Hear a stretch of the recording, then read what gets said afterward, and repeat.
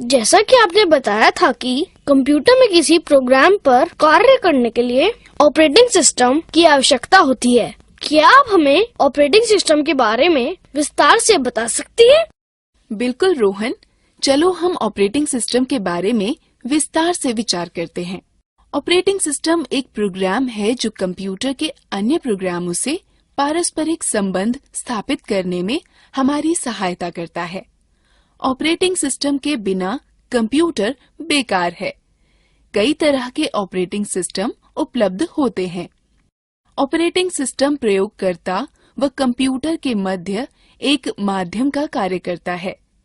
सभी प्रोग्रामों को चलने के लिए ऑपरेटिंग सिस्टम की आवश्यकता होती है, परंतु ऑपरेटिंग सिस्टम स्वतः ही चालू होता है। कंप्यूटर को चालू करते ही ऑपरेटिंग सिस्टम स्वतः ही चालू हो जाता है। ऑपरेटिंग सिस्टम के मुख्य कार्य हैं: यह कंप्यूटर को नियंत्रित करता है और उसके सभी भागों को उचित संबंध में लाता है। यह उपयोगकर्ता व कंप्यूटर के मध्य पारस्परिक संबंधों को सुगम करता है। यह इनपुट व आउटपुट यंत्रों को नियंत्रित करता है। यह कंप्यूटर प्रोग्राम के निष्पादन को नियंत्रित करता है। यह कंप्यूटर की मुख्य मेमोरी के प्रयोग को व्यवस्थित रखता है। यह फाइलों को व्यवस्थित रखने व उनसे काम लेने में आपकी सहायता करता है। ऑपरेटिंग सिस्टम को दो भागों में वर्गीकृत किया जा सकता है: character user interface (CUI), graphical user interface (GUI). एक-एक कर हम इनके बारे में विचार करते हैं। कैरेक्टर यूजर इंटरफेस (CUI) में किसी तरह के आइकॉन या चित्र नहीं होते हैं। यह केवल लेख व अक्षरों पर चलता है। हम CUI पर लेखीय निर्देश जैसे रीनेम, CLS, CD, MD और DIR या डायरेक्टरी पर कमांड निर्देश देकर कार्य कर सकते हैं। CUI का एक उदाहरण है disk operating system. Graphical user interface GUI की पृष्ठभूमि चित्र वाली होती है और साथ-साथ बहुत सारे आइकॉन भी होते हैं। GUI के उदाहरण हैं Windows XP, Windows NT, Windows 7 और उबुंटू।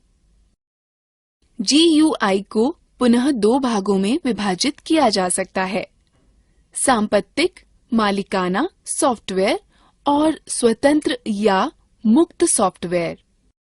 मालिकाना सॉफ्टवेयर एक प्रकार का कंप्यूटर सॉफ्टवेयर है जिसकी अनुज्ञप्ति कॉपीराइट धारक के विशिष्ट कानूनी अधिकार के अधीन होती है। मालिकाना सॉफ्टवेयर के उपयोग के लिए अनुज्ञप्ति की आवश्यकता होती है, जो उसकी फीस देने या भुगतान करने के बाद ही प्राप्त होता है। इनका प्रयोग वैध अनुज्ञप्ति के बाद ही किया जा सकता है। उपयोगकर्ता इनको न तो परिवर्तित, न साझा कर सकता है, न ही पढ़ सकता है और न ही पुनर्वितरित कर सकता है। मालिकाना सॉफ्टवेयर के सामान्य उदाहरण हैं Microsoft, Apple INC, IBM operating system व यूनिसिस। स्वतंत्र या मुक्त सॉफ्टवेयर वे सॉफ्टवेयर हैं जिनको उपयोगकर्ता इंटरनेट से बिना किसी फीस के डाउनलोड कर सकता है। यह एक खुले लाइसेंस स्रोत के तहत उपलब्ध होते हैं, जो उपयोगकर्ता को सॉफ्टवेयर परिवर्तित करने, साझा करने और पुनर्वितरित करने की आजादी देता है। यद्यपि परिवर्तन करने के लिए कॉपीराइट अधिकार नहीं दिए गए होते हैं। स्वतंत्र या मुक्त सॉफ्टवेयर के सामान्य उदाहरण हैं यूनिक्स, लाइनक्स, ऑरोरा UX और हमें माइक्रोसॉफ्ट विंडोज के बारे में जानना चाहिए, जो कि सबसे ज्यादा प्रचलित ऑपरेटिंग सिस्टम है। अरे हाँ, मैंने माइक्रोसॉफ्ट विंडोज के बारे में बहुत सुना है। माइक्रोसॉफ्ट विंडोज माइक्रोसॉफ्ट द्वारा विकसित किए गए एवं बेचे गए ग्राफिकल इंटरफेस ऑपरेटिंग सिस्टम की श्रृंखला है। अधिकतर जिन कंप्यूटरों का हम प्रयोग करते हैं उनमें माइक्रोसॉफ्ट विंडोज का ऑपरेटिंग सिस्टम पूर्व स्थापित होता है। यदि आपके कंप्यूटर में विंडो ऑपरेटिंग सिस्टम नहीं है तो आप अनुज्ञप्त प्राप्त सॉफ्टवेयर प्रमाणित सॉफ्टवेयर विक्रेता के यहाँ से खरीद सकते हैं। इसके अतिरिक्त इस सॉफ्टवेयर को माइक्रोसॉफ्ट की वेबसाइट से ऑनलाइन भी खरीदा जा सकता है। GUI इंटरफेस प्रोग्राम प्रयोग करने व उनको संगठित करने में आपकी सहायता करता है। विंडोज विजिविग प्रकार के इंटरफेस होते हैं, जिसका अर्थ है कि जो आप देखते हैं वही आप प्राप्त करते हैं। यदि आपके कंप्यूटर का ऑपरेटिंग सिस्टम विंडोज है तो कंप्यूटर चालू करते ही सबसे पहले दिखने वाली स्क्रीन डेस्कटॉप कहलाती है। आप विंडोज डेस्कटॉप का प्रयोग सभी प्रोग्राम संचालित करने संगठित करने में कर सकते हैं। डेस्कटॉप दो भागों में विभाजित होता है, मुख्य भाग या विंडोज डेस्कटॉप तथा टास्क बार। नीचे पतली पट्टी को टास्क बार कहते हैं।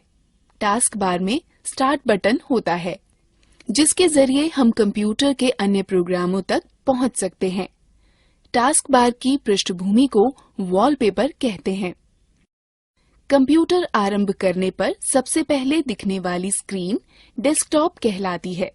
डेस्कटॉप पर दिखने वाली छोटे छोटे चित्र आइकॉन कहलाते हैं। यह आइकॉन फाइल, प्रोग्राम और फोल्डर के शॉर्टकट छोटे रास्ते हैं, जिनके जरिए इनमें आसानी से व जल्दी से पहुंचा जा सकता है। स्क्रीन के सबसे नीचे क्षितिज के समानांतर पट्टी को टास्क बार कहते हैं। टास्क बार पर एक और स्टार्ट बटन और दूसरी तरफ कई छोटे छोटे आइकॉन व शॉर्टकट होते हैं। कंप्यूटर पर चल रहे सभी उपयोजन व प्रोग्राम टास्क बार पर आइकॉन के रूप में दिखते हैं। कंप्यूटर पर चल रहे सभी एप्लीकेशन व प्रोग्राम इन्हीं आइकॉन के द्वारा एक्सेस उपयोग किए जा सकते हैं। टास्क बार कंप्यूटर पर चल रहे विभिन्न प्रोग्रामों में एक से दूसरे पर जाने का रास्ता उपलब्ध कराता है। यदि बहुत सारे एप्लीकेशन प्रोग्राम चल रहे हों और टास्क बार पर सभी आइकॉनों के लिए स्थान कम हो तो एक तरह के आइकॉन एक समूह में आ जाते हैं। स्टार्ट बटन के द्वारा आप अन्य प्रोग्रामों व सिस्टम की अन्य उपयोगिताओं का प्रयोग कर सकते हैं। स्टार्ट मेन्यू में मौजूद कंट्रोल पैनल का उपयोग कंप्यूटर में विभिन्न हार्डवेयर और सॉफ्टवेयर के विन्यासों या सेटिंग को बदलने के लिए किया जाता है। स्टार्ट मेन्यू के हेल्प और सपोर्ट मेन्यू का उपयोग विंडोज पर कार्य के दौरान आवश्यकता पड़ने पर सहायता प्राप्त करने के लिए किया जाता है। स्टार्ट मेन्यू की सहायता से आप मात्र एक क्लिक में कंप्यूटर को बंद कर सकते हैं, लॉग ऑफ या पुनः चालू कर सकते हैं। निम्न प्रक्रिया से आप अपने सिस्टम की तारीख व समय परिवर्तित कर सकते हैं। पहले टास्क बार पर दाईं ओर दिख रहे तारीख व समय पर क्लिक करें, तब एक घड़ी व कैलेंडर प्रकट होगा। टास्क बार पर तारीख व समय पर क्लिक करें, तब समय व तारीख परिवर्तन लिंक पर क्लिक करें। तत्पश्चात समय व तारीख परिवर्तन बटन पर क्लिक करें। समय व तारीख निर्धारित करें। समय व तारीख परिवर्तन को सुरक्षित करने के लिए हाँ पर क्लिक करें और समय व तारीख डायलॉग कोष्ठ पर वापस आएं। परिवर्तन सुरक्षित करने के लिए हाँ पर क्लिक करें। समय व तारीख डायलॉग कोष्ठ को बंद। डेस्कटॉप दर्शाने वाली स्क्रीन का वह भाग है जिसे आप कंप्यूटर लॉग ऑन करने पर देखते हैं। आइकॉनों के पीछे दिखने वाले चित्र दृश्य को वॉलपेपर अथवा डेस्कटॉप की पृष्ठभूमि कहते हैं। जब आप अपने कंप्यूटर को कुछ समय के लिए निष्क्रिय छोड़ देते हैं तो एक चित्र अथवा लेख की चलचित्र की प्रदर्शित होती है। इसे स्क्रीन सेवर कहते हैं। डेस्कटॉप की पृष्ठभूमि परिवर्तित करना। आप अपने कंप्यूटर के वॉलपेपर अथवा डेस्कटॉप की पृष्ठभूमि आइकॉनों को अपनी इच्छा के चित्र और दृश्य से बदल सकते हैं। पहला, डेस्कटॉप के खाली स्थान पर माउस का दायां राइट क्लिक बटन दबाएं। तत्पश्चात सूची के वैयक्तिक विकल्प पर क्लिक करें। तत्पश्चात डेस्कटॉप की पृष्ठभूमि लिंक पर क्लिक करें। तत्पश्चात चित्र का चयन करें और उसे डेस्कटॉप की पृष्ठभूमि की नियत करें। अंत में सेव या सुरक्षित बटन दबाकर परिवर्तनों को सुरक्षित करें। स्क्रीन सेवर नियत करना। यदि आप डेस्कटॉप की स्क्रीन सेवर परिवर्तित करना चाहते हैं तो यह प्रक्रिया अपनाएं। पहला, डेस्कटॉप के खाली स्थान पर उस माउस का दायां राइट क्लिक बटन दबाएं। तत्पश्चात सूची के वैयक्तिक विकल्प पर क्लिक करें। तत्पश्चात डेस्कटॉप की स्क्रीन सेवर लिंक पर क्लिक करें। तब स्क्रीन सेवर का ड्रॉप डाउन मेन्यू पर क्लिक कर सूची से स्क्रीन सेवर चुनें। तत्पश्चात स्क्रीन सेवर चालू करने के लिए वेट कॉम्बो बॉक्स से प्रतीक्षा समय के मिनट निर्धारित करें। तत्पश्चात प्रीव्यू बटन पर क्लिक कर स्क्रीन सेवर देखें। तब निर्धारित बटन पर क्लिक कर स्क्रीन सेवर को निर्धारित करें। अंत में सेव या सुरक्षित बटन दबाकर परिवर्तनों को सुरक्षित करें। अब रोहन, यह याद रखें कि एक कंप्यूटर में ऑपरेटिंग सिस्टम व व्यक्तिगत कार्यक्रमों के लिए उपलब्ध किसी सूचना को फाइल कहते हैं। एक फाइल एक दस्तावेज, चित्र, संगीत या चलचित्र हो सकती है। ढेर सारी फाइलों को एक स्थान पर रखने के लिए आप एक फोल्डर बनाते हैं। आप कंप्यूटर की किसी भी ड्राइव में फाइल या फोल्डर बना सकते हैं। फाइल या फोल्डर बनाने के पश्चात आप उसका नाम बदल सकते हैं, उसकी प्रतिलिपि बना सकते हैं, उसे कहीं और पेस्ट कर सकते हैं और उसे आवश्यकतानुसार मिटा भी सकते हैं। हम किसी ड्राइव में एक नया फोल्डर कैसे बनाते हैं? आसान है, बस निम्न प्रक्रिया अपनाओ। पहले स्टार्ट बटन को दबाकर स्टार्ट मेन्यू को खोलें। तब कंप्यूटर विंडो या विंडोज एक्सप्लोरर प्रदर्शित करने के लिए कंप्यूटर पर क्लिक करें। तब डी ड्राइव में उपलब्ध सामग्री देखने के लिए क्लिक डी ड्राइव पर क्लिक करें। तब नया फोल्डर बनाने के लिए मेन्यू बार में नए फोल्डर पर क्लिक करें। नए फोल्डर को नाम दे सकते हैं और एंटर दबाएं।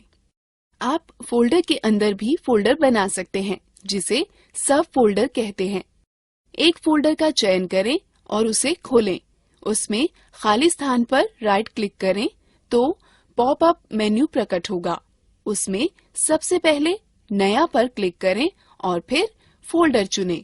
एक फोल्डर सृजित हो जाएगा। फाइल फोल्डर को खोलने के लिए निम्न का अनुसरण करें। पहले स्टार्ट बटन को दबा स्टार्ट मेन्यू को खोलें। तब कंप्यूटर विंडो या विंडोज एक्सप्लोरर प्रदर्शित करने के लिए कंप्यूटर पर क्लिक करें। तब डी ड्राइव में उपलब्ध सामग्री देखने के लिए डी ड्राइव पर क्लिक करें। तब जिस फोल्डर को आप खोलना चाहते हैं उस पर डबल क्लिक करें। उसे फोल्डर के अंदर जिस सब फोल्डर या फाइल को आप खोलना चाहते हैं पर डबल क्लिक करें। फाइल या फोल्डर को कैसे संरक्षित करें या नाम बदलें। जब आप डी ड्राइव में फोल्डर या सब फोल्डर या फाइल बनाते हैं तो स्वचालित रूप से न्यू फोल्डर या न्यू टेक्स्ट डॉक्यूमेंट के नाम से संरक्षित हो जाता है। फोल्डर या सब फोल्डर या फाइल का नाम बदलने के लिए उस पर राइट क्लिक करें। नए पॉपअप में नाम परिवर्तित करें, रीनेम चुनें। नया नाम लिखें और एंटर दबाएं। फोल्डर या सब फोल्डर या फाइल का नाम परिवर्तित हो जाएगा। विंडोज ऑपरेटिंग सिस्टम में कुछ सहायक सामग्री होती है जो अत्यंत उपयोगी होती हैं। हम इन उपयोगी सामग्रियों में से कुछ के विषय में सीखते हैं। इन उपयोगी सामग्रियों को देखने के लिए निम्न निर्देशों का पालन करें। पहले स्टार्ट बटन को दबाकर स्टार्ट मेन्यू को खोलें। तत्पश्चात माउस से ऑल प्रोग्राम पर चिन्हित करें। उसके बाद एक्सेसरीज पर क्लिक करें। यहाँ पर विभिन्न एक्सेसरीज की सूची होती है। संबंधित एक्सेसरीज पर क्लिक करें। पेंट का प्रयोग चित्रों को बनाने, परिवर्तित करने एवं फोटो देखने के लिए होता है।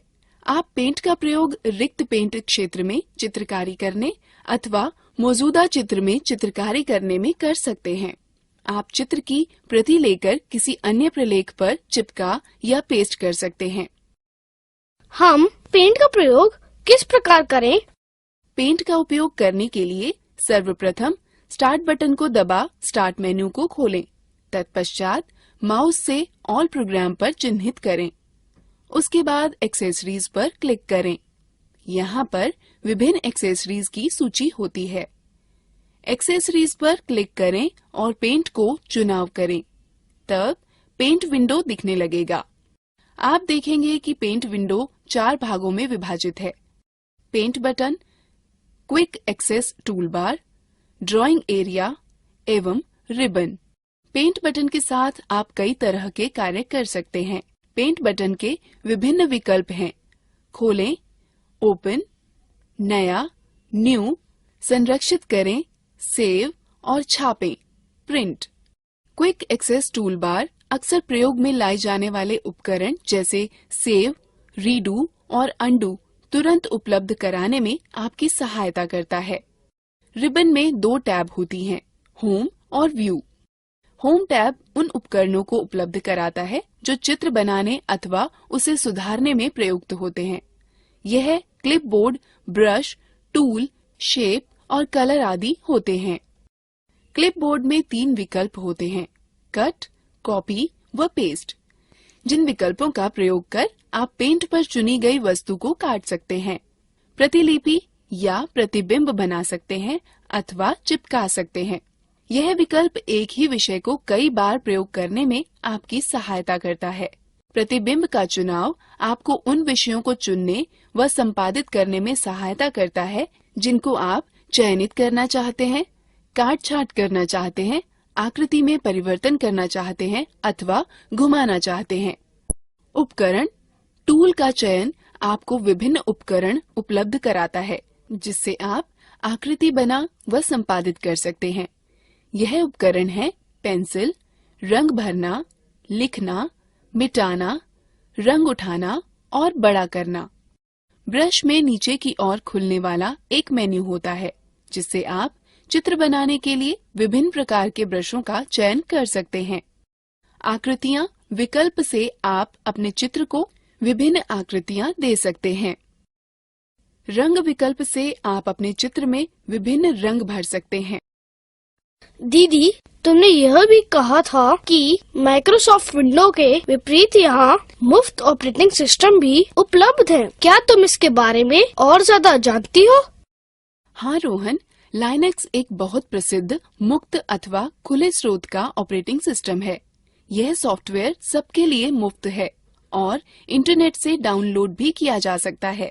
चलो हम इस पर नजर डालते हैं। लाइनक्स यूनिक्स ऑपरेटिंग सिस्टम एक बहुत ही जाना माना वर्जन है जो लाइनस टोरवाल्ड्स द्वारा विकसित किया गया है। लाइनक्स माइक्रोसॉफ्ट विंडो जैसे दूसरे ऑपरेटिंग सिस्टम की तरह होता है। लाइनक्स की सबसे खास बात यह है कि ये बहुत ही गतिशील है। उपयोगकर्ता इस सॉफ्टवेयर को विकसित करने, संशोधन करने अथवा प्रसारित करने के लिए स्वतंत्र हैं। लाइनक्स को 2 अलग तरीकों से प्राप्त किया जा सकता है, फ्री डाउनलोड अथवा वितरण का उपयोग कर। लाइनक्स दुनिया भर में करोड़ों उपयोगकर्ताओं द्वारा सफलतापूर्वक उपयोग किया जा रहा है। लाइनक्स के सभी आवश्यक भागों को इंटरनेट से बिल्कुल मुफ्त डाउनलोड किया जा सकता है।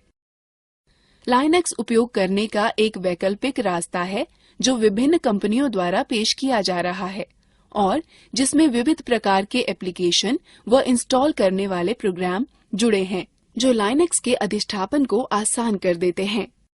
एक बहुत प्रसिद्ध लाइनक्स का वितरणकर्ता होता है जिसे अबंटू कहते हैं, जो कॉनिकल कंपनी द्वारा वितरित किया जाता है। अब हमें अबंटू के बारे में सीखना चाहिए। अबंटू एक स्वतंत्र मुक्त सॉफ्टवेयर प्लेटफॉर्म है जो स्मार्टफोन, टैबलेट और कंप्यूटर के द्वारा हर जगह चलाया जाता है। अबंटू में एक ग्राफिकल यूजर इंटरफेस या GUI होता है जो इसे विंडो अथवा एंड्रॉयड जैसे दूसरे प्रचलित ऑपरेटिंग की तरह बनाता है। अबंटू के वर्जन 12.10 डिफॉल्ट डेस्कटॉप वातावरण के रूप में यूनिटी का उपयोग करता है।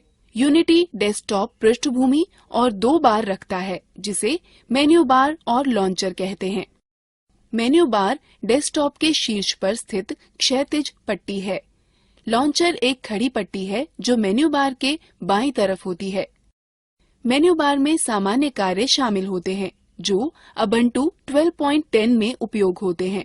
जो आइकन्स मेन्यू बार के दाहिने तरफ होते हैं उसे संकेतक क्षेत्र कहते हैं। कीबोर्ड सूचक आपके कीबोर्ड लेआउट चुनने और कीबोर्ड प्राथमिकताओं को बदलने की अनुमति देता है। संदेश सूचक में सभी सोशल एप्लीकेशन को शामिल किया जाता है जो तत्काल instant messenger client, email client, micro blogging application और दूसरे समान एप्लीकेशन को सम्मिलित रखता है। नेटवर्क सूचक आपको तारयुक्त अथवा तारमुक्त नेटवर्क को आसानी से जोड़ने और नेटवर्क कनेक्शन को प्रबंधित करने की अनुमति देता है। ध्वनि सूचक ध्वनि की मात्रा के रूप में अच्छी तरह से उपयोग अपने म्यूजिक प्लेयर और ध्वनि सेटिंग्स समायोजित करने के लिए एक आसान तरीका प्रदान करता है। घड़ी सही समय प्रदर्शित करती है और कैलेंडर समय और तारीख सेटिंग्स का उपयोग करने के लिए आसान तरीका उपलब्ध कराता है।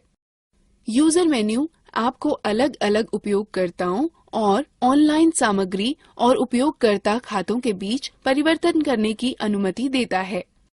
एक सत्र या सेशन सूचक सिस्टम सेटिंग का उपयोग करने, सॉफ्टवेयर अपडेट करने, प्रिंटर डिवाइस को लॉक करने के लिए सेशन विकल्प प्रदान करने, सेशन से लॉग आउट होने, कंप्यूटर को पुनः आरंभ करने या पूरी तरह से बंद करने के लिए आसान तरीका उपलब्ध कराता है। एप्लीकेशन मेन्यू एक प्रणाली है जहां किसी एप्लीकेशन में विभिन्न कार्य जैसे परिवर्तन करने, देखने आदि को निष्पादित किए जा सकते हैं। अन्य GUI वातावरण के विपरीत यूटिलिटी में आवेदन मेन मेन्यू बार के बाईं ओर स्थित है। एक विशिष्ट आवेदन को देखने के लिए आप सूचक का प्रयोग करके डेस्कटॉप के मेन्यू बार पर आवेदन आइकन के लिए माउस को स्थानांतरित कर सकते हैं। यह डेस्कटॉप के मेन्यू बार में खुद को ऊपर रखकर एप्लीकेशन को सक्षम करेगा, इसलिए इस एप्लीकेशन को देखा और इस्तेमाल किया जा सकता है। माउस को मेन्यू बार से दूर ले जाने पर डेस्कटॉप फिर से दिखाई देने लगता है। यूटिलिटी का वह फीचर जो एप्लीकेशन दिखाता है, एप्लीकेशन के मेन्यू केवल जब जरूरत होती है, जब ये नेटबुक और लैपटॉप उपयोगकर्ताओं के लिए फायदेमंद होता है और इसे अधिक मुक्त वर्क स्पेस प्रदान करता है। ऊर्ध्वाधर पट्टी के आइकन्स जो स्क्रीन के बाईं तरफ होते हैं लॉन्चर कहलाते हैं। जब यह लॉन्चर चलाया जाता है तो यह सक्रिय आइकन्स के एप्लीकेशनों को आसान पहुंच प्रदान करता है। लॉन्चर में सबसे ऊपर पहला आइकन डैश कहलाता है जो एक निर्णायक खोज व मूल तत्व है। एक एप्लीकेशन को लॉन्चर से रन करने अथवा पहले से रन हो रही एप्लीकेशन को प्रदर्शित करने के लिए एप्लीकेशन आइकन पर क्लिक करते हैं। फोरग्राउंड में एप्लीकेशन अपने आइकन के दाहिनी तरफ एक अकेले सफेद त्रिकोण के द्वारा संकेतित किया जाता है। लॉन्चर के द्वारा एप्लीकेशन जोड़ना और हटाना। एक एप्लीकेशन को जोड़ने के लिए लॉन्चर के एप्लीकेशन आइकन पर दाहिने क्लिक करके और लॉन्चर के लॉक का चयन करके एप्लीकेशन को रन करें। लॉन्चर से एक एप्लीकेशन को हटाने के लिए पहले एप्लीकेशन आइकन पर दाहिने क्लिक करें, फिर अनलॉक से लॉन्चर का चयन करें। डैश एक औजार है जिसकी मदद से आप कंप्यूटर पर एप्लीकेशन व फाइलों का तेजी से पता लगा सकते हैं व उन तक पहुंच सकते हैं। डैश का पता लगाने के लिए लॉन्चर के सबसे ऊपर वाले आइकॉन जिस पर उबुंटू का प्रतीक चिन्ह बना हो पर क्लिक करें। डैश आइकन का चयन करने पर एक और विंडो खुलेगी जिसमें सबसे ऊपर सर्च बार के साथ ही हाल में इस्तेमाल की गई एप्लीकेशन, फाइल और डाउनलोड का संग्रह भी होगा। डैश आपको स्थानीय स्तर व सुदूर की सूचनाएं खोजने की अनुमति देता है। डैश की मुख्य विशेषताएं। डैश की दो मुख्य विशेषताएं हैं, फाइलें व फोल्डर ढूंढना और एप्लीकेशन को ढूंढना। वर्क स्पेस आपको एप्लीकेशन को एक समूह में करने की अनुमति है जो अव्यवस्था को कम करता है और डेस्कटॉप नेविगेशन में सुधार लाता है। मूलभूत रूप से उबुंटू में 4 वर्कस्पेस होते हैं। एक वर्कस्पेस से दूसरे वर्कस्पेस पर जाने के लिए लॉन्चर पर वर्कस्पेस स्विचर पर क्लिक करें। यह एप्लीकेशन आपको एक वर्कस्पेस से दूसरे वर्कस्पेस पर जाने की अनुमति देता है। विंडोज को बंद करना, अधिकतम करना, न्यूनतम करना व बहाल करना। न्यूनतम बटन विंडो को वर्तमान में दिखाई पड़ने वाली स्क्रीन से हटाकर उसे लॉन्चर में रखा देता है। अधिकतम बटन एप्लीकेशन को विंडोज की पूरी स्क्रीन पर फैला देता है। विंडोज को बंद करने के लिए विंडो के ऊपर बाएं कोने पर दिए हुए क्रॉस बटन पर क्लिक करें। विंडो को वर्कस्पेस पर इधर उधर ले जाने या हटाने के लिए माउस के पॉइंट को विंडो के टाइटल बार पर ले जाएं और माउस के बाएं बटन से क्लिक करें तथा बाएं बटन को दबाए रखते हुए विंडो को खींचें। विंडो का आकार बदलने के लिए माउस पॉइंटर को विंडो सिरे पर या कोने पर ऐसे रखें कि माउस पॉइंटर दो तरफा तीर में परिवर्तित हो जाएगा, जिसे रीसाइज आइकॉन कहते हैं। माउस के बाएं बटन से क्लिक करें तथा बाएं बटन को दबाए रखते हुए विंडो को खींचें। कंप्यूटर पर फाइल का पता लगाने के दो तरीके हैं। सीधे लॉन्चर के डैश के माध्यम से जिस फोल्डर में फाइल रखी गई हो का पता लगाकर उस तक पहुंचना, या सामान्यतः उपयोग में लाए जाने वाले फोल्डरों व हाल में ही प्रयुक्त फाइलों में फाइल व फोल्डर टूल का प्रयोग करना। गो मेन्यू सामान्यतः प्रयोग में आने वाली फोल्डरों की सूची होती है। गो में जाने के लिए अपने माउस को बार पर सबसे ऊपर ले जाएं और गो को चुनें। तब इस मेन्यू कंप्यूटर पर क्लिक करके अपने कंप्यूटर की फाइलें खोजें। यदि आप होम नेटवर्क स्थापित करते हैं तो आपको साझा की गई फाइल या फोल्डरों के लिए मेन्यू में आइटम मिल जाएगा। होम फोल्डर का प्रयोग व्यक्तिगत फाइलों को संग्रहित करने के लिए किया जाता है। यह उपयोगकर्ता के लॉगिन नाम से मेल खाता है। इसमें बहुत सारे वे फोल्डर होते हैं जो इंस्टॉलेशन के दौरान अपने आप बन जाते हैं। इसमें डेस्कटॉप दस्तावेज, डाउनलोड, म्यूजिक, संगीत, चित्र, पब्लिक, टेम्पलेट्स और वीडियो शामिल हैं। Nautilus file manager. जैसे विंडो के पास फाइल व फोल्डरों को खोजने के लिए विंडो एक्सप्लोरर होता है, उसी प्रकार उबुंटू फाइल व फोल्डरों को खोजने के लिए डिफॉल्ट रूप से नॉटिलस फाइल मैनेजर का प्रयोग करता है। दीदी, नॉटिलस फाइल मैनेजर कहाँ है? Nautilus file manager window. Desktop पर एक फोल्डर पर डबल क्लिक करो, नॉटिलस फाइल मैनेजर विंडो खुल जाएगी। डिफॉल्ट विंडो में निम्न विशेषताएं होती हैं: menu bar, title bar, tool bar, बायां पैन व दायां पैन। नॉटिलस नेविगेट करने के निम्न पद हैं। फोल्डरों के बीच नेविगेट करने के लिए नॉटिलस फाइल मैनेजर के बाएं पैन में पुस्तक चिन्हों का प्रयोग करें। वापस जाने के लिए पाथ बार में फोल्डर के नाम पर क्लिक करें। एक दिखने वाले फोल्डर पर डबल क्लिक आपकी उसे नेविगेट करने में सहायता करेगा। नॉटिलस के साथ फाइल को खोलने के लिए उसके आइकन पर डबल क्लिक करें अथवा आइकन पर दायां क्लिक करें और ओपन विथ के विकल्पों में एक को चुनें। नॉटिलस में एक नया फोल्डर बनाने व सेव करने के लिए पहले फाइल पर क्लिक करें और फिर क्रिएट न्यू फोल्डर पर क्लिक करें। उसके बाद बनने वाले डिफॉल्ट फोल्डर का नाम अनटाइटल्ड फोल्डर को इच्छानुसार नाम दें। यह नॉटिलस में सुरक्षित हो जाएगा। फाइल या फोल्डर को कॉपी करने या प्रतिलिपि बनाने के स्टेप्स हैं: पहले एडिट पर क्लिक करें, फिर आइटम पर क्लिक करें अथवा राइट क्लिक करें और पॉपअप मेन्यू से कॉपी चुनें। अब आप कॉपी की गई फाइल को इच्छित स्थान पर पेस्ट करें। कई नॉटिलस विंडोज का प्रयोग करना। आप निम्न प्रकार से कई नॉटिलस विंडो भी खोल सकते हैं। पहले फाइल बनाएं, तब न्यू विंडो पर क्लिक करें। यह नई विंडो खोलेगा और आपको फाइलों या फोल्डरों को दो स्थानों से ड्रैग करने की अनुमति देगा। नया टैब खोलने के लिए पहले फाइल पर क्लिक करें, फिर न्यू टैब। फाइल की ब्राउजिंग के लिए प्रयोग किए जाने वाले स्थान के ऊपर दो टैब युक्त एक नई पंक्ति खुलेगी। दूसरा पैन खोलने के लिए व्यू पर क्लिक करें, फिर एक्स्ट्रा पैन पर। यह आपको टैब या विंडो के मध्य स्विच किए बिना ही दो स्थानों पर एक साथ देखने की सुविधा देता है। आप नॉटिलस या डैश का प्रयोग कर फाइल या फोल्डर को खोज सकते हैं। पहले नॉटिलस में गो सर्च फॉर फाइल पर क्लिक करें या कंट्रोल के साथ F दबाएं। फिर जो खोजना चाहते हो उसे टाइप करें। डैश में सबसे ऊपर सर्च बार में आप केवल खोज का टर्म टाइप करें। उबुंटू में लिब्रे ऑफिस सबसे अधिक लोकप्रिय सुइट है जो डिफॉल्ट रूप से स्थापित होता है। यह भी वैसी ही कार्यप्रणाली उपलब्ध कराता है जैसे कि Microsoft Word, Excel, PowerPoint, सिर्फ इसके कि यह एक मुक्त स्वतंत्र सॉफ्टवेयर है। इन सभी एप्लीकेशनों तक लॉन्चर के द्वारा पहुंचा जा सकता है।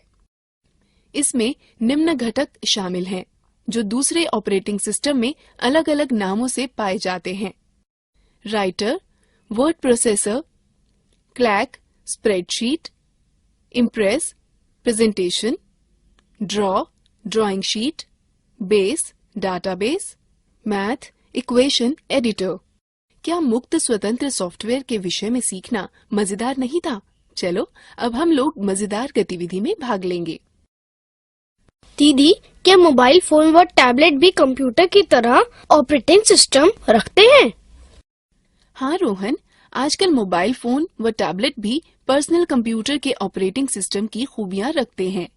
साथ ही साथ अन्य खूबियाँ जैसे touch screen, cellular, Bluetooth, wifi, GPS mobile, navigation, camera, video camera, speech recognition, आवाज रिकॉर्डर, म्यूजिक प्लेयर व अन्य विशेषताएं। अधिकांश मोबाइल फोनों में एंड्रॉयड, विंडोज अथवा सिम्बियन ऑपरेटिंग सिस्टम होता है। ओह, मैं मोबाइल फोनों के विषय में और बहुत कुछ जानना चाहता हूँ। क्या आप मुझे सिखा सकती हैं? हाँ बिल्कुल, चलो यहाँ से शुरू करते हैं कि एक मोबाइल फोन में विभिन्न सुविधाओं का प्रयोग कैसे करते हैं। सबसे पहले यह सीखते हैं कि मोबाइल फोन से कॉल कैसे करते हैं। कॉल करने के लिए कीपैड पर फोन नंबर टाइप करें। यदि आपके पास स्मार्टफोन है तो होम स्क्रीन पर फोन आइकन पर जाएं और उस पर टैप दें। आप स्क्रीन पर नंबर पैड देखेंगे। जिस नंबर पर आप बात करना चाहते हैं उसे टाइप करें। उसके बाद बाईं तरफ हरा बटन अथवा उत्तर बटन दबाएं। स्मार्टफोन होने पर हरे बटन पर टैप दें। स्क्रीन दर्शाएगी कि नंबर डायल हो रहा है कि कनेक्ट हो रहा है। इस तरह आप कॉल कर सकते हैं। कॉल समाप्त करने के लिए लाल बटन दबाएं अथवा लाल बटन पर टैप दें। अब हम सीखते हैं कि कॉल का उत्तर कैसे दें अथवा निरस्त कैसे करें। जब आपके फोन की घंटी बजे तो उत्तर देने के लिए हरा बटन दबाएं। स्मार्टफोन होने पर बाएं से दाएं स्वाइप करें। कॉल निरस्त करने के लिए लाल बटन दबाएं। स्मार्टफोन होने पर दाएं से बाएं स्वाइप करें। हम पिछले मिलाए गए नंबर पर कॉल कैसे कर सकते हैं? आसान है। पहले होम स्क्रीन पर बाईं तरफ के हरे बटन को दबाएं। यह सभी डायल किए गए, प्राप्त किए गए व छूटे नंबरों की सूची दिखाएगा। स्मार्टफोन होने पर फोन आइकन पर टैप दें। यह सभी डायल किए गए, प्राप्त किए गए व छूटे नंबरों की सूची दिखाएगा। उसके पश्चात नंबर चुनें और हरा बटन दबाएं। इसी तरह स्मार्टफोन होने पर नंबर पर टैप दें। नंबर की डायल होने लगेगा। आप कॉल इतिहास इस तरह देख सकते हैं। पहले स्टैंड बाय मोड में मेन्यू दबाएं। स्मार्टफोन होने पर फोन आइकन पर टैप दें। तब कॉल रजिस्टर या कॉल इतिहास या कॉल लॉग चुनें। उसके बाद यह प्राप्त कॉल, छूटी कॉल, डायल की गई कॉल के 3 टैब दिखाएगा। फिर जिस टैब को आप देखना चाहते हैं उस पर क्लिक करें। यह आपको कॉलों की सूची, समय व तिथि के साथ दिखाएगा। स्मार्टफोन होने पर सभी कॉलें एक ही सूची में दिखेंगी। हरा तीर प्राप्त कॉलें, नीला तीर डायल की गई कॉलें व लाल तीर छूटी कॉलें दर्शाता है। आप नंबर पर कॉल कर सकते हैं। नंबर को संपर्क बुक में सुरक्षित कर सकते हैं या उस पर संदेश भेज सकते हैं। फोन में ध्वनि का स्तर को निम्न रूप से अनुकूल करते हैं। सबसे पहले फोन की मुख्य स्क्रीन में मेन्यू बटन दबाएं, फिर विकल्प मेन्यू में सेटिंग पर क्लिक करें। उसके बाद सेटिंग मेन्यू में साउंड या ऑडियो विकल्प चुनें। उसके बाद साउंड मेन्यू में वॉल्यूम विकल्प ढूंढें। रिंगर या रिंगटोन में वॉल्यूम कंट्रोल पाए जाते हैं। अंत में स्पीकर विकल्प पर चुनें व कीपैड को ऊपर नीचे कर वॉल्यूम लेवल सेट करें। आपके स्मार्टफोन में आवाज नियंत्रित करने वाले बटन बाहर होते हैं। मात्र इधर उधर दबाकर आवाज की प्रबलता नियंत्रित की जाती है। मैं अपने मित्र का फोन नंबर व अमित का नाम शामिल करना चाहता हूँ। मैं कैसे कर सकता हूँ? आप नया संपर्क ऐसे जोड़ सकते हैं। जब फोन स्टैंड बाय मोड में हो तो मेन्यू दबाएं। स्मार्टफोन होने पर फोन आइकॉन पर टैप दें। तब मेन्यू विकल्प में अपने फोन की फोन बुक पर जाएं। यह होम स्क्रीन पर फोन के एक चित्र अथवा शब्द फोन बुक या संपर्क से दिखाई गई होगी। अब उपलब्ध विकल्पों में न्यू कॉन्टैक्ट का चयन करें। पहले जिस संपर्क को आप जोड़ना चाहते हैं उसका नंबर एरिया कोड स्क्रीन पर दिखने वाले फॉर्म पर भरें। स्मार्टफोन में नंबर पैड व अंक टाइप करें। ऐड टू कॉन्टैक्ट पर टैप दें और तब क्रिएट न्यू कॉन्टैक्ट पर, और तब फॉर्म में उपयुक्त स्थानों पर अपने मित्र का पहला व अंतिम नाम लिखें। तब उसे संरक्षित करने के लिए सेव या ऐड टू कॉन्टैक्ट दबाएं।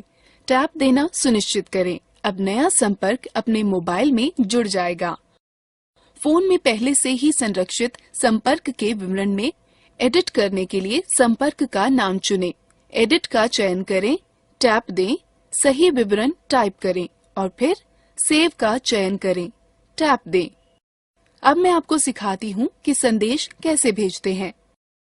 पहले स्टैंड बाय मोड में मेन्यू दबाएं, तब संदेश सेवा, फिर लिखित संदेश, फिर संदेश बनाएं का चयन करें।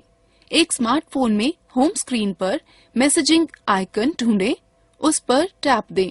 आप देखेंगे कि संदेशों की सूची खुलेगी।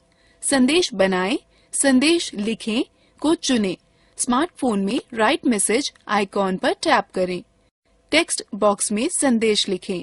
चित्र या कुछ अन्य जोड़ने के लिए विकल्प का चयन करें। फिर इंसर्ट ऑब्जेक्ट दबाएं। स्क्रॉल कर नीचे वांछित पिक्चर या ऑब्जेक्ट आए। व्यू फिर इंसर्ट दबाएं। नियत स्थान पर प्राप्तकर्ता का नंबर लिखें अथवा यदि आप सुरक्षित किए हुए किसी संपर्क को संदेश भेजना चाहते हैं तो फोन बुक पर क्लिक करें। संपर्क का चयन कर ओके पर क्लिक करें। स्मार्टफोन में प्राप्तकर्ता के नाम के कुछ अक्षर टू कॉलम में लिखें। आप देखेंगे कि कॉन्टैक्ट बुक से नामों की सूची प्रकट होगी। वांछित नाम पर टैप दें। भेजने के लिए भेजें पर क्लिक करें या टैप दें। प्राप्तकर्ता को मैसेज भेज दिया जाएगा। मुख्य सूची पर वापस आने के लिए समाप्त या निरस्त पर क्लिक करें, टैप दें। आप अपना संदेश ऐसे पढ़ सकते हैं। जब आपको संदेश प्राप्त होता है तो आप होम स्क्रीन में सबसे ऊपर लिफाफे का निशान का आइकन देखेंगे। आप स्क्रीन पर एक बॉक्स में एक मैसेज रिसीव्ड लिखा हुआ देखेंगे। नए संदेश को देखने के लिए शो दबाएं, संदेश पढ़ें। दीदी, क्या हम मोबाइल फोन के द्वारा इंटरनेट का प्रयोग कर सकते हैं? बिल्कुल रोहन, तुम कर सकते हो। यह तो बहुत अच्छा है। मोबाइल फोन द्वारा इंटरनेट का प्रयोग करने के लिए हमें क्या चाहिए होगा? मोबाइल फोन द्वारा इंटरनेट का प्रयोग करने के लिए आपको चाहिए होगा एक मोबाइल फोन जो इंटरनेट एक्सेस या उपयोग को समर्थित करता हो, एक मोबाइल फोन सेवा जो डेटा संचरण का समर्थन करती हो, जैसे 2G, 3G और वाईफाई। फोन द्वारा इंटरनेट तक पहुंचने के लिए डेटा सेटिंग के साथ मोबाइल सर्विस प्रोवाइडर से एक खाता। बहुत सारे mobile phone data account setting के साथ ही आते हैं। यदि आपका नहीं है तो आपको सेवा प्रदाता के ग्राहक सेवा केंद्र से बात करनी चाहिए। आप अपने स्मार्टफोन पर मोबाइल इंटरनेट सेवा इस तरह स्थापित कर सकते हैं। पहले अपने स्मार्टफोन के सेटिंग मेन्यू पर नेविगेट करें। स्मार्टफोनों में यह ऐप्स मेन्यू के सेटिंग आइकॉन के माध्यम से या कभी-कभी नोटिफिकेशन बार के माध्यम से किया जा सकता है। सेटिंग मेन्यू में आपको वायरलेस व नेटवर्क सेटिंग्स खोजनी होगी। ज्यादातर उपकरणों में मोर या मोर सेटिंग्स बटन जो भी उपलब्ध हो उस पर क्लिक करें। जब वायरलेस और नेटवर्क सेटिंग हो जाती है तो आप इंटरनेट, वाईफाई या मोबाइल नेटवर्क के माध्यम से जोड़ सकते हैं। वाईफाई से जुड़ने के लिए निम्न पदों का अनुसरण करें। पहले सेटिंग विकल्प से अथवा नोटिफिकेशन मेन्यू में वाईफाई बटन को क्लिक करके वाईफाई विकल्प को चालू करें। तब आपको उपलब्ध इंटरनेट नेटवर्कों की सूची दिखाई देगी। यदि आपने वाईफाई नेटवर्क पहले से ही सेव कर रखा है तो यह ऑटोमेटिक ही जुड़ जाएगा। अन्यथा आपको वाईफाई नेटवर्क जिसे आप जोड़ना चाहते हैं चुनना होगा। यदि पासवर्ड की आवश्यकता हो तो उसे इंटर करें और कनेक्ट पर क्लिक करें। इंटरनेट का उपयोग करने के लिए इंटरनेट ब्राउजर का उपयोग करें। इंटरनेट के लिए मोबाइल नेटवर्क जोड़ना। पहले वायरलेस व नेटवर्क विकल्प में अधिक सेटिंग या मोर सेटिंग विकल्प पर जाएं। तब मोबाइल नेटवर्क पर क्लिक करें। वहां आपको मोबाइल डाटा चेक बॉक्स को चेक करना होगा। अब इंटरनेट तक पहुंचने के लिए इंटरनेट ब्राउजर का उपयोग करें। कीपैड आधारित फोनों में भी हर कोई बड़ी आसानी से इंटरनेट का उपयोग कर सकता है। पहले मेन्यू में जाएं, फिर इंटरनेट चुनें। तब या तो होम पेज का चयन करें, अन्यथा होम स्क्रीन में 0 को कुछ क्षण के लिए दबाकर रखें। उसके पश्चात वेब एड्रेस एंटर करें और गो टू एड्रेस का चयन करें। तब एड्रेस एंटर करें और ठीक है का चयन करें। वेब खोजने के लिए यदि आप पहली बार सर्च कर रहे हों तो सर्च का चयन करें और खोजे जाने वाले विषय को दर्ज करें और सर्च का चयन करें। मेरे मोबाइल में रेडियो है, मैं उसे कैसे सुन सकता हूँ? रेडियो सुनने के लिए पहले स्टैंड बाय मोड में मेन्यू दबाएं, तब मीडिया और फिर रेडियो पर जाएं। स्मार्टफोन होने पर मेन्यू में रेडियो आइकॉन पर टैप दें, फिर फोन को संगत हेडसेट से जोड़ें। यह एक एंटीना की तरह कार्य करता है। उसके बाद ऑटोमेटिक अथवा मैनुअल ट्यूनिंग विकल्प का चयन करके जो रेडियो चैनल आप सुनना चाहते हैं का चयन करें। चैनल सेव करें का विकल्प चुन चैनल सुरक्षित करें। तब ऊपर नीचे स्क्रॉल कर वॉल्यूम सेट करें। रेडियो बंद करने के लिए विकल्प फिर बंद करें का चयन करें। टैप दें। मुझे यह भी बताने दें कि मोबाइल फोन पर गाना कैसे बजाते हैं। पहले स्टैंड बाय मोड में मेन्यू दबाएं, तब फोन में उपलब्ध एप्लीकेशन को देखने के लिए मल्टीमीडिया मेन्यू खोलें।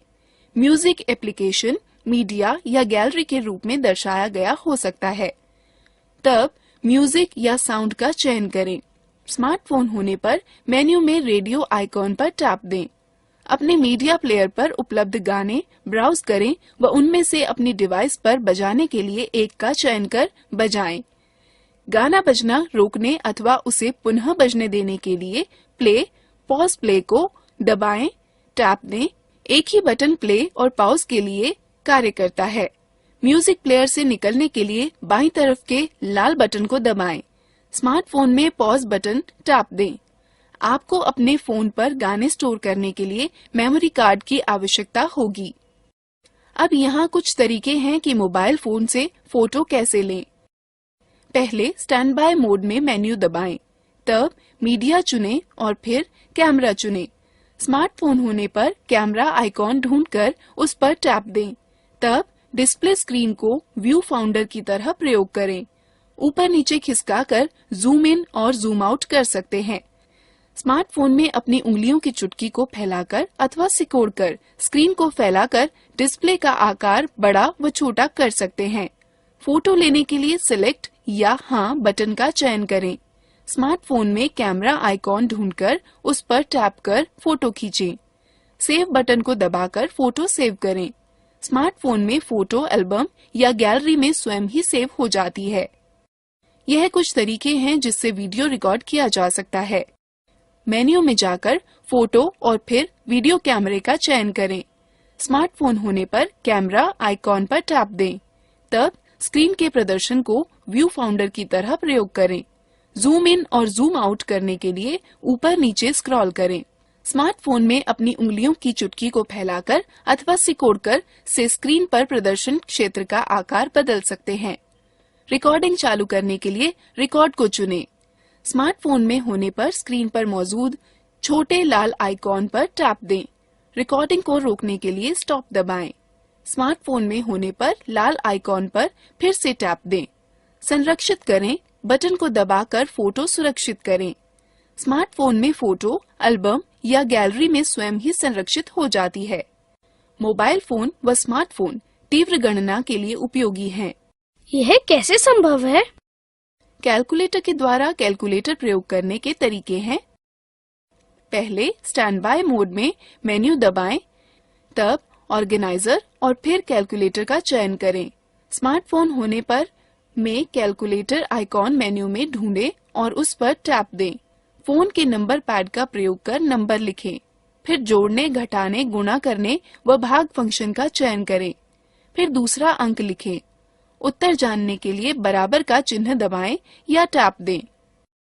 धन्यवाद दीदी, आपके कारण मुझे मोबाइल फोनों के बारे में इतनी जानकारी प्राप्त हुई। मुझे टैबलेट में भी दिलचस्पी है। क्या आप उनके बारे में जानती हैं? हाँ बिल्कुल रोहन, चलो हम टैबलेट के बारे में जानते हैं। टैबलेट कंप्यूटर के छोटे, हल्के और अधिक प्रबंधनीय रूप हैं। वे तार रहित व ले जाने योग्य यंत्र हैं, जिनमें सूचनाओं तक पहुंचने के लिए अथवा प्रोसेस करने के लिए स्पर्श इनपुट की तरह प्रयोग होता है। टैबलेट में वह ऑपरेटिंग सिस्टम होते हैं जो ग्राफिकल यूजर इंटरफेस GUI उपलब्ध कराते हैं और एप्लीकेशनों को चला सकते हैं। टैबलेट के सुप्रसिद्ध ऑपरेटिंग सिस्टम हैं एंड्रॉयड, विंडोज व iOS।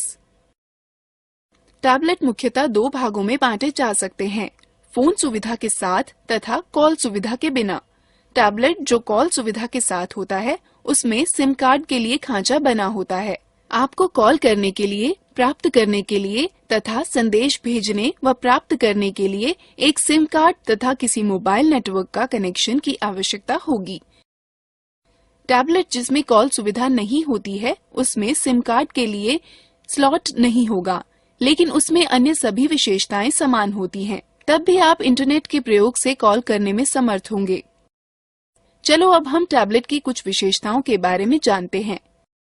अधिकतर टैबलेट निम्न उद्देश्यों के लिए प्रयोग होते हैं: कॉल करने के लिए, कॉल प्राप्त करने के लिए, संदेश भेजने व प्राप्त करने के लिए, गाने सुनने के लिए, फोटो खींचने व वीडियो बनाने के लिए, वीडियो देखने के लिए, ई पुस्तकें पढ़ने के लिए, इंटरनेट चलाने के लिए, ईमेल भेजने व प्राप्त करने के लिए, म्यूजिक, फोटो व वीडियो अन्य से साझा करने के लिए। निम्न तरीके से टैबलेट पर म्यूजिक सुना जा सकता है। सर्वप्रथम एप्लीकेशन मेन्यू पर जाएं, तब म्यूजिक पर टैप देकर पार्श्व या बैकग्राउंड संगीत इंटरफेस को एंटर करें। अब आपको म्यूजिक फाइल सूची को हाल ही में एल्बम, कलाकार, गीत, प्लेलिस्ट या शैलियों में उचित विकल्प का चयन करके वर्गीकृत कर सकते हैं। फिर गानों को 1 सेकंड के लिए दबाएं, टैप दें, जिससे विकल्प मेन्यू प्रकट हो जाएगी। इसके बाद आप play, add to playlist, shop for artist, delete या सर्च विकल्पों में से किसी एक का चयन कर सकते हैं। तब प्ले पर टैप देकर पार्श्व संगीत इंटरफेस को एंटर करें और फिर बजाने के लिए गानों पर टैप दें। निम्न तरीके से टैबलेट में फोटो खींची जा सकती है। सर्वप्रथम एप्लीकेशन मेन्यू पर जाएं और कैमरा आइकॉन पर टैप देकर कैमरा इंटरफेस को एंटर करें। तब फोटो मोड चुनने, इच्छित फोटो मोड पर टैप दें। कैमरे को विषय की ओर केंद्रित करें। ऑटो फोकस को सक्रिय करने के लिए स्क्रीन पर किसी स्थान को छुएं और दबाए रखें। फोटो लेने के लिए उंगली उठाएं।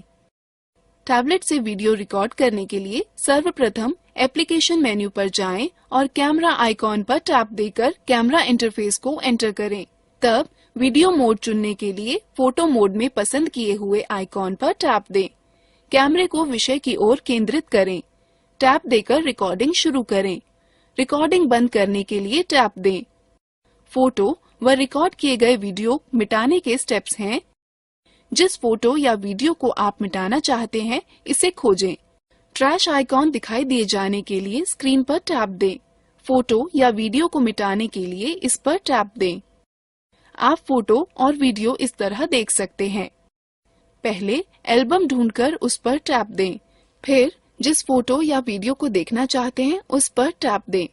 आगे की फोटो देखने के लिए बाईं ओर धकेलें तथा पीछे की फोटो या वीडियो देखने के लिए दाईं ओर धकेलें। वीडियो देखने के लिए निम्न का अनुसरण करें। मेन्यू से पिक्चर अथवा एल्बम टैब खोलें। अब ग्रिड व्यू अथवा लिस्ट व्यू का प्रयोग कर जिस वीडियो को आप देखना चाहते हैं उसे खोलें। जिस वीडियो को आप देखना चाहते हैं उस पर टैप दें। यदि प्लेबैक नियंत्रण प्रदर्शित नहीं हो रहे हैं तो उन्हें देखने के लिए स्क्रीन पर टैप दें। वीडियो रोकने के निम्न पद हैं। जब वीडियो चल रहा हो तो प्लेबैक नियंत्रण देखने के लिए स्क्रीन पर टैप दें। उसके बाद वीडियो को रोकने या चलाने के लिए पॉज या रीस्टार्ट पर टैप दें। वीडियो पीछे करना अथवा तेजी से आगे बढ़ाने के पद हैं। जब वीडियो चलने के दौरान प्लेबैक नियंत्रण देखने के लिए स्क्रीन पर टैप दें। इसके बाद वीडियो को तेजी से आगे ले जाने के लिए प्रोग्रेस बार मार्कर को दाईं ओर और पीछे ले जाने के लिए बाईं ओर खींचें। टैबलेट में ई बुक पढ़ने के लिए पहले टैबलेट में इंस्टॉल किए हुए डिफॉल्ट बुक रीडर पर जाएं। फिर बुक रीडर आइकॉन पर टैप दें। उसके बाद पूर्व स्थापित किताबों में से जो किताब पढ़नी हो उसका चयन करें। फिर किताब पढ़ना प्रारंभ करने के लिए बुक्स आइकॉन पर टैप दें। मैंने सुना है कि आप टैबलेट से ईमेल भेज व प्राप्त कर सकते हैं। हाँ रोहन, टैबलेट पर इंस्टॉल किए हुए विशिष्ट एप्लीकेशनों का प्रयोग करके लगभग सभी पॉपअप या IMAP ईमेल पतों का उपयोग ईमेल भेजने व प्राप्त करने के लिए कर सकते हैं। चलिए हम आपको टैबलेट में ईमेल लिखने के तरीकों के बारे में बताते हैं। मेन्यू में इंटरनेट ब्राउजर आइकॉन पर क्लिक करें, फिर ईमेल आइकॉन पर क्लिक करें। एक विंडो खुलेगी जिसके शीर्ष पर एक क्षैतिज बार होगा। जिस ईमेल सर्विस प्रदाता का उपयोग करना चाहते हो उसका URL एंटर करें। उदाहरण के लिए www.gmail.com। अब दिए गए स्थान पर यूजर नेम व पासवर्ड डालें व साइन इन पर टैप दें। यहाँ इस पृष्ठ पर कंपोज या राइट न्यू पर टैप दें। नई विंडो में सेवा में के क्षेत्र में प्राप्तकर्ता का ईमेल ID एंटर करें। विषय के क्षेत्र में विषय एंटर करें। बीच के खाली स्थान में संदेश एंटर करें। तत्पश्चात सेंड आइकॉन पर टैप दें। प्राप्त ईमेल को पढ़ने के लिए पहले जब आपको कोई ईमेल प्राप्त होगी तो स्क्रीन पर सबसे ऊपर एक लिफाफा बनकर आएगा। आइकॉन को देखने के लिए स्क्रीन को नीचे खिसकाएं। यथाक्रम मेन्यू में ईमेल भेजने वाले के आइकन पर जाएं। अब आइकॉन पर टैप दें। स्क्रीन पर आपका मेल इनबॉक्स खुल जाएगा। ईमेल पर टैप दें और उसे पढ़ें। हम किसी फाइल को टैबलेट पर कैसे ढूंढते हैं? टैबलेट में फाइल या फोल्डर ढूंढने के दो तरीके हैं। आप या तो टैबलेट पर स्थापित फाइल मैनेजर का प्रयोग करें या तो होम स्क्रीन पर स्थित ऑनलाइन सर्च इंजन का प्रयोग करें। फाइल मैनेजर का प्रयोग करके होम स्क्रीन पर फाइल मैनेजर या फाइल ब्राउजर ऐप ढूंढें। उस पर टैप दें। यह सबसे ऊपर माय फाइल दिखाएगा। सूची से वांछित फाइल या फोल्डर को ढूंढें। उसे खोलने के लिए उस पर टैप दें।